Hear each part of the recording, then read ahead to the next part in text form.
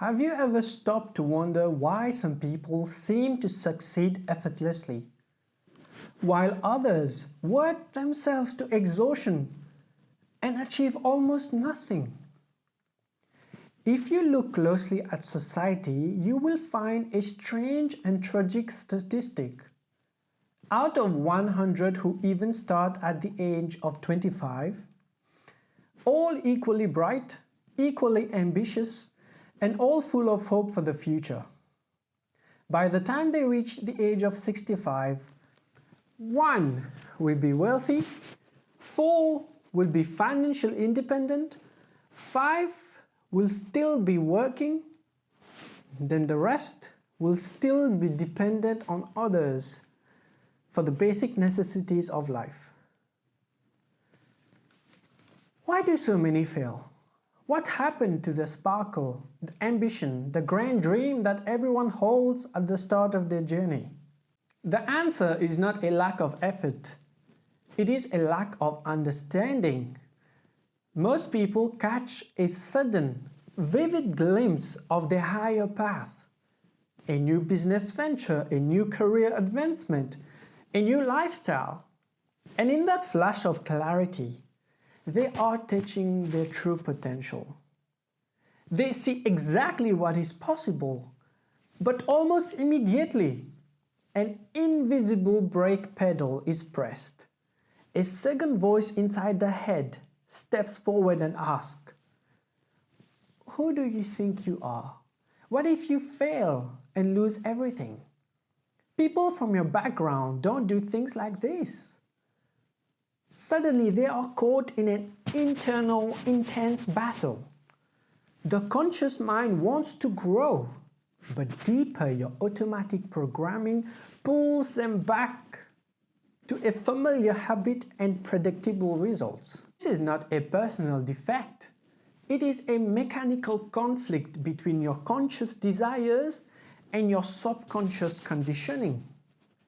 Your deeper mind is not trying to hurt you. It is simply running on old software loop.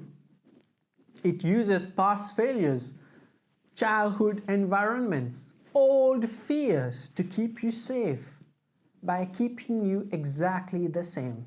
But here's the foundational law of human achievement. Your outer world will always be a flawless mirror of your internal state. To change the condition of your life, you must first change the programming that creates them. You must understand your own belief system. Let us look how the mind operates. Think from the deeper mind as a rich piece of land. The soil doesn't care what kind of seed you plant. It does not judge the seed. It does not argue with you. It has no opinion. It is completely neutral.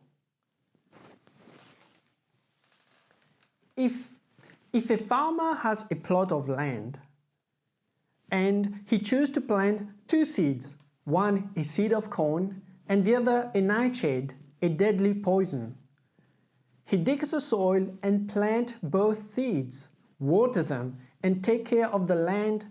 What happens? The soil doesn't say, "I am a good soil, so I will only grow the corn and completely destroy the poison." No. The soil will return the poison with the exact same abundance, dedication, and perfection that it uses to grow the corn. 2 beautiful, healthy plants will grow. One food, one a deadly toxin. This is how your subconscious mind works, exactly like that fertile soil. It is far more powerful than the earth, but it operates by the exact same law. It doesn't care how much you plant. It doesn't care what you plant. It will faithfully return whatever you impress upon it. If you plant the seed of fear, worry, lack, and "I have never enough," your mind will automatically construct that physical reality full of lack and stress. But if you plant the seed of confidence, clarity, and success, Your mind will grow that reality instead. This is the strangest secret in the world. We become what we think about. The human mind is the last uncharted continent on earth. It contains riches beyond our wildest dream. Yet most people spend 24 hours a day watering the seeds of their past, wondering why the harvest is so bitter. Success is never an accident. Wealth is never a matter of luck. They are predictable, material results of a disciplined mind. Your thoughts causes your feelings. Your feelings drive your actions, and your action dictates your results. If you want a different life, you must stop looking at what is and lock your attention on entirely what can be. To change your internal state and plant a new seed, you do not need to fight old habits. You simply need to practice a proven daily system to update your mental programming. Here is a precise 3-way formula you can execute that change. First, you must become an object observer of your own mind. When you experience fear, hesitation, or procrastination, stop and ask yourself, where did that thought originate? You will quickly discover that most of your limitations are not yours at all. They are borrowed baggages, old statements handed down by well-meaning parents, teachers, or early experiences. It is not your truth. It is an old record playing an old automatic loop. Recognize it, label it as conditioning, and dismiss it. You cannot change the seed until you pull out the weeds. Step 2. Your mind is most open to new information during 2 specific times of the day. The moment right before you fall asleep and immediately after you wake up. During these 2 quiet windows, your analytical brain relaxes, and the gateway to your deeper mind swings wide open. This is where you plant the seed. Do not merely think about your goal. Step completely inside it. Spend 5 minutes constructing a short, simply mental movie that proves your objective is already accomplished. If you desire a specific career advancement, see the handshake. Hear the words of congratulation.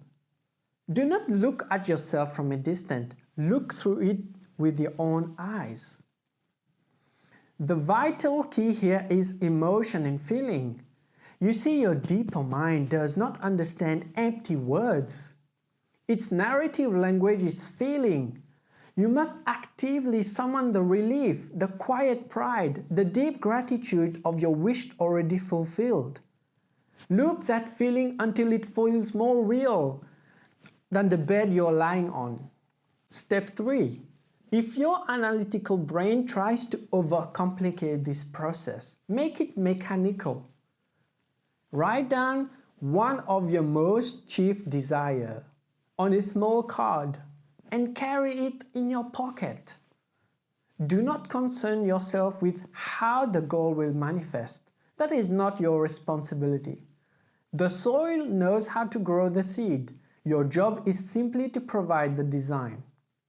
Read that card every morning, noon, and night. Touch it in your pocket throughout the day. By keeping your focus locked on the final destination, you naturally starve that old worries of attention they need to survive. The final step of this state is your ability to persist when the external environment gets loud. The moment you decide to alter your programming and plant a new seed, your old habits and your current life will try to drag you backward. You will look at your current bank account, your current relationships, your current challenges, and the voice of doubt will whisper, "See, this is not working." But a disciplined thinker understands the law of echo. If you shout in a canyon, the sounds take time to travel to the end for a wall and bounce back to your ears. The physical world around us right now is simply an echo of old past thoughts. Every seed has a specific gestation period. If you plant a seed of corn, you do not need to go next morning and dig up to see if it's growing. If you do, you destroy the seed. You plant it, water it, and trust the law of growth. Do not fight the echo of your past. Accept where you are today, but keep your mental radar completely locked on where you are going. Move through your day taking actions that align with the person who already have their wish fulfilled. Make your decisions based on your new identity, not past fears. Celebrate every small win, every confident decision, and minor sign of progress. My friend, you are listening to this message today because your mind is ready for expansion.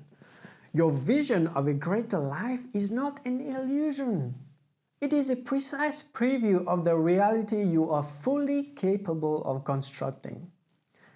Do not allow yourself to be like the 95% who drifts through life without a clear destination, letting the winds of circumstances blow them from one problem to another. Take control of your mind.